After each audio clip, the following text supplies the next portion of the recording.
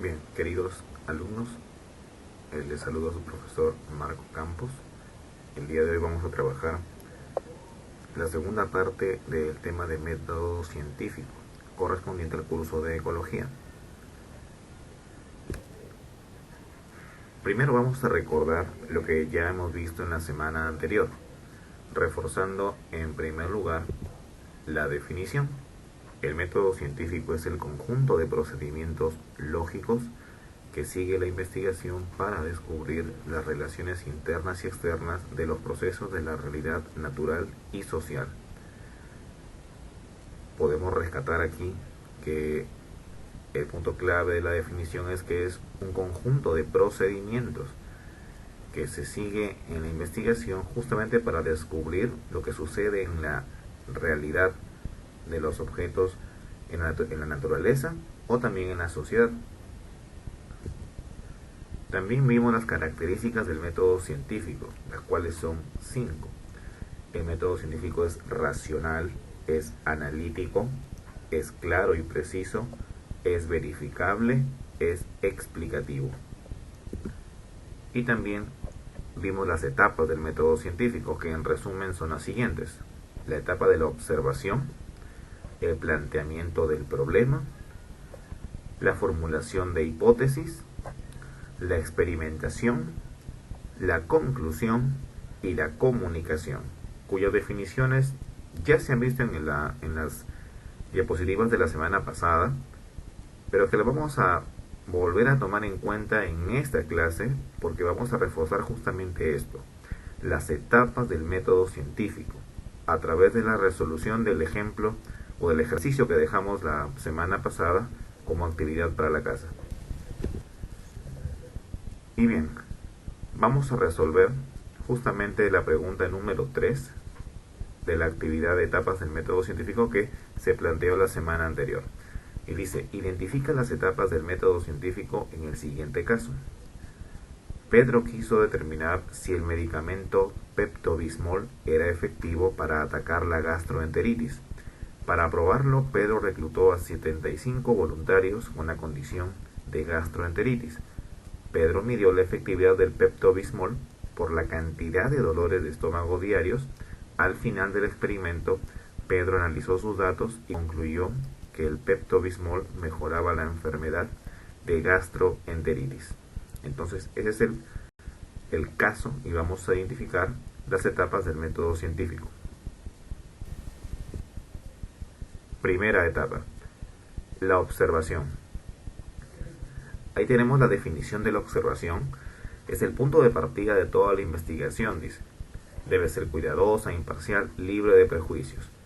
Y tiene lugar cuando se hace una observación a propósito de algún evento o característica del mundo. En nuestro caso, la observación que realizaría Pedro, probablemente es un médico, observa que la cantidad de personas con gastroenteritis es bastante y tienen síntomas de dolor de estómago. Eso es lo que puede observar. Segundo, planteamiento del problema. Se manifiesta como una interrogante al problema a investigar y obviamente es una pregunta. ¿Cómo, dónde, cuándo, por qué? En nuestro caso, Pedro se preguntaría: ¿habrá algún medicamento efectivo para curar la gastroenteritis? 3. La hipótesis. Son las diferentes y posibles explicaciones al problema o a determinado planteamiento. Son provisionales. ¿Por qué? Porque todavía no se comprueban.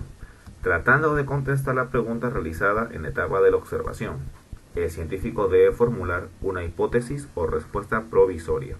En nuestro caso, Pedro, la hipótesis que plantea él es que el medicamento Pepto-Bismol era efectivo para atacar la gastroenteritis. Eso es lo que él postulaba como hipótesis a demostrar.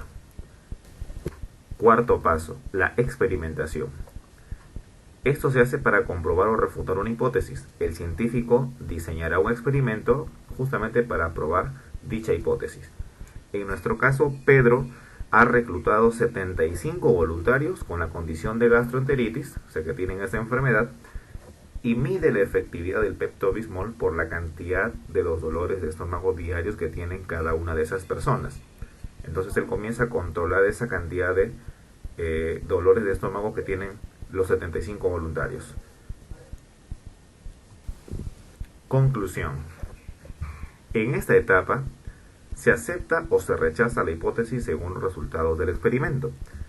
Posteriormente el científico llega a una conclusión que se transforma después de haber pasado una verificación en una teoría y después de una serie de confirmaciones también a través de la comunidad científica, se convertiría en una ley que implica el fenómeno ya observado. En nuestro caso, Pedro analizó sus datos y seguramente concluyó luego de observar que los dolores de estómago son menores o que al administrar el medicamento Pepto-Bismol disminuyeron notablemente la cantidad de dolores de estómago y por ende también disminuyeron los síntomas de la gastroenteritis. Por lo tanto, mejoraba la enfermedad de gastroenteritis. Y el sexto paso, el último, es el proceso en el cual los científicos dan a conocer sus conclusiones finales. Estas comunicaciones se dan a través de revistas científicas, libros, medios de comunicación como internet, videos, televisión, sus redes sociales hoy en día que está muy de moda el Facebook, el Twitter, etc. No es difícil observar en las redes sociales muchas personas del ámbito científico dando recomendaciones, dando informes, pero hay que tener en cuenta, hay que ser muy cuidadosos, sobre todo en esta etapa de la información abierta a todo el público, saber distinguir qué información es de índole científico y qué información es de índole personal, sobre todo en esta etapa del coronavirus. Y bueno, en nuestro caso, no se menciona que Pedro haya hecho pública su investigación, pero probablemente la hizo a través de una revista científica, algún libro, una entrevista, alguna red social a la cual él pertenezca, o en general difundirla en internet. Es cierto que eso no se menciona en el caso, pero lo suponemos como probabilidad. Bien chicos, espero que hayan entendido mejor las etapas del método científico. Estamos reforzando justamente esta clase y para ello les dejo una actividad que es similar a la anterior para que ustedes puedan trabajar. Espero que ya con el ejemplo resuelto hayan podido comprender. Gracias y felicitaciones por su esfuerzo y atención. Y no olviden tomar las precauciones del caso para combatir la enfermedad de esta pandemia del coronavirus. Aséense, lávense las manos con jabón, no deben salir de casa, solamente las personas que están indicadas para las compras del hogar. Gracias y hasta una nueva clase.